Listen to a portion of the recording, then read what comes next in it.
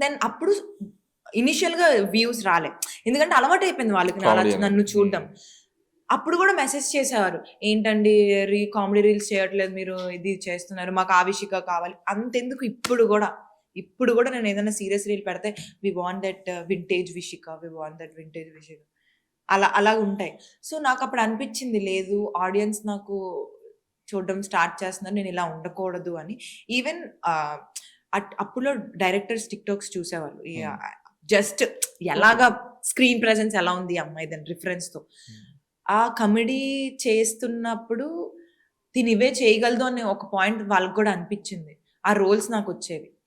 ఇలా ఉంటది కామెడీ అవి ఇవన్నీ. నాకప్పుడు అర్థమైంది. No, no I shouldn't do this. Now I have to get something serious. Reels చెయ్యొచ్చు. సరదాగా రీల్స్ చేయాలి గానీ, అదే పనిగా ఇంక రీల్స్ పెట్టకూడదని అనిపిచ్చింది. Then I started doing I stopped ఆపేసాను ఇంక కంటెంట్ క్రియేషన్ తర్వాత ఇంక ఆపేసాను ఒక ఫేజ్‌లో. చాలా సీరియస్‌గా పెట్టడం స్టార్ట్ చేశా. సో, అలా. అప్పుడు ఇంక నేను సీరియస్‌గా తీసుకున్నానింక ఇన్‌స్టాగ్రామ్‌ని. పెట్టకూడదు. ప్రతీదీ పెట్టకూడదని అప్పుడు అర్థమైంది. కావాలంటే సీక్రెట్‌గా మెయింటైన్ చేద్దాం.